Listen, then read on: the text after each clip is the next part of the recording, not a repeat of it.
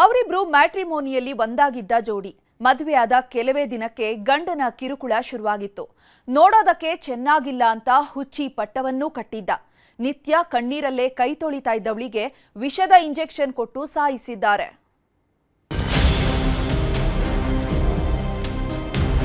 ನನ್ನ ಮಗಳಿಗೆ ಯಾರ ಮಕ್ಕಳಿಗೂ ಆಗಬಾರದು.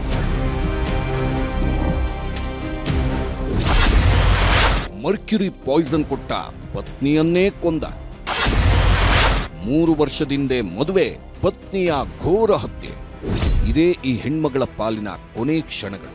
9 ತಿಂಗಳಿಂದ ಕೋಣೆ ಬಿಟ್ಟು ಆಚೆ ಬಾರದವಳು ಜೀವಂತವಾಗಿದ್ದಾಗಲೇ ನರಕ ನೋಡಿದ್ಲು. ಯಾಕಂದ್ರೆ ಈಕೆಗೆ ಕೊಟ್ಟಿದ್ದ ಒಂದೇ ಒಂದು ಇಂಜೆಕ್ಷನ್ ಬದುಕನ್ನೇ ಸರ್ವನಾಶ ಮಾಡಿದೆ. ಮರ್ಕ್ಯುರಿ ಪಾಯ್ಸನ್ ಕೊಟ್ಟಿದ್ದ ಕಿರಾತಕ ನರಳಿ ಸಾಯುವಂತೆ ಮಾಡಿದ್ದಾನೆ. ಜೀವನದುದ್ದಕ್ಕೂ ಜೊತೆಯಾಗಿರ್ತೀನಿ ಅಂತ ತಾಳಿ ಕಟ್ಟಿದವನೇ ಈಕೆ ಪಾಲಿಗೆ ರಾಕ್ಷಸನಾಗಿದ್ದಾನೆ ಅನ್ನೋ ಆರೋಪ ಕೇಳಿ ಬರ್ತಿದೆ.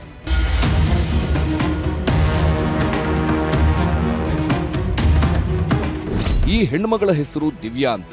3 ವರ್ಷದ ಹಿಂದೆ ವೀರಶೈವ ಮ್ಯಾಟ್ರಿಮೋನಿಯಲ್ಲಿ ಬಸವರಾಜ ಅನ್ನೋನ ಪರಿಚಯವಾಗಿತ್ತು. ಒಳ್ಳೆ ಹುಡುಗ ಅಂತ ಕೊರೋನಾ ಕಾಲದಲ್ಲೇ ಮದುವೆ ಮಾಡಿದ್ರು.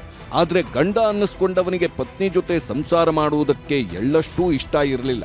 ನೀನು ನೋಡೋಕೆ ಚೆನ್ನಾಗಿಲ್ಲ ಅಂತ ಕೊಡಬಾರ್ದ ಕಾಟ ಕೊಡ್ತಿದ್ದನಂತೆ. ಒಬ್ಬ ಮಗ ಹುಟ್ಟಿದ್ರೂ ಬಸವರಾಜ ಮಾತ್ರ ಬದಲಾಗಿರಲಿಲ್ಲ. ಪತ್ನಿಗೆ ಹುಚ್ಚಿ ಪಟ್ಟ ಕಟ್ಟಿದವ ಮನೆಯಲ್ಲೇ ಕೂಡಿ ಹಾಕಿದ್ದನಂತೆ. ಅಪ್ಪಿ ತಪ್ಪಿ ದಿವ್ಯಾ ಮನೆಯವರು ಬಂದ್ರಂತೂ ರಣರಾಕ್ಷಸನಾಗ್ತಿದ್ದ.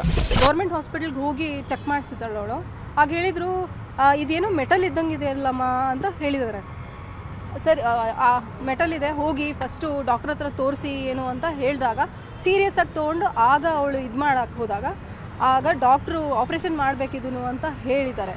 ಆಪ್ರೇಷನ್ ಸರಿ, ಅದಕ್ಕೆಲ್ಲ ಪ್ರಿಪ್ರೇಷನ್ ಮಾಡಿ ಮಾಡಿದ್ದು ಪ್ರೊಸೀಜರ್ ಆದಮೇಲೆ ರಿಪೋರ್ಟಲ್ಲಿ ಹೇಳಿದೆ ಮೆರ್ಕ್ಯೂರಿ ಇದೆ. ದಿವ್ಯಾ ಹೆತ್ತವರು ಹೇಳೋ ಪ್ರಕಾರ ಈತನೇ ದಿವ್ಯಾಗೆ ಮರ್ಕ್ಯುರಿ ಪಾಯ್ಸನ್ ಕೊಟ್ಟಿದ್ದಾನಂತೆ.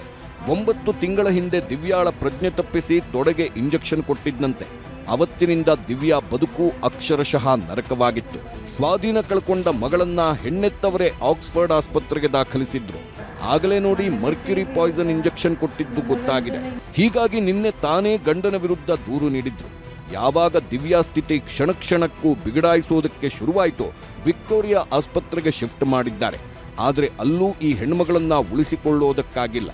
ದಿವ್ಯಾ ಸಾಯ್ತಿದ್ದಂತೆ ನಮ್ಮ ಅಳಿಯನೇ ಸಾಯಿಸಿದ್ದಾನೆ ಅಂತ ದಿವ್ಯಾ ಕುಟುಂಬಸ್ಥರು ಆರೋಪ ಮಾಡುತ್ತಿದ್ದಾರೆ. ಮಗಳಿಗೆ ತುಂಬಾ ಅನ್ಯಾಯ ಆಗಿದೆ. 37 ವರ್ಷ ಅವಳಿಗೆ ಆವತಿ ತಗೊಂಡ್ಬಿಡ್ತಾ ಪಾಯ್ಸನ್ ಅನ್ನೋದು. ಅದಕ್ಕೋಸ್ಕರ ನನ್ನ ಮಗಳಿಗೆ ಅನ್ಯಾಯ ಆಗಿದೆ, ಯಾರ ಮಕ್ಕಳಿಗೂ ಆಗಬಾರ್ದು. ಅವರು ಅದು ನಮ್ಮ ಮಗಳಿಗೆ ಪ್ರಜ್ಞೆ ತಪ್ಪಿಸಿ ಪಾಯ್ಸನ್ ಪಾದರಸ ಅಂತ ಹೇಳ್ತಾರೆ ನೋಡಿ, ಪಾದರಸ ತಂದು ಅವಳಿಗೆ ಪ್ರಜ್ಞೆ ತಪ್ಪಿಸಿ ಇಂಜೆಕ್ಷನ್ ಮಾಡಿರೋದು. ಬಸವರಾಜು ಹಾಗೂ ಆತನ ತಂದೆ ವಿರುದ್ಧ ಕೇಸ್ ದಾಖಲಾಗಿದೆ. ತನಿಖೆ ಶುರು ಮಾಡಿರೋ ಪೊಲೀಸರು ಇಂಜೆಕ್ಷನ್ ಕೊಟ್ಟಿದ್ಯಾರು ಅನ್ನೋದನ್ನ ಬಯಲಿಗೆಳೆಯಬೇಕಿದೆ. ಒಟ್ನಲ್ಲಿ ಈ ಹೆಣ್ಣುಮಗಳ ಪಾಲಿಗೆ ಮದುವೆ ಅನ್ನೋದೇ ಮಸಣವಾಗಿದ್ದಂತೂ ದುರಂತ. Gangadhar ವಾಗಟ, crime bureau, news 18, Bengaluru.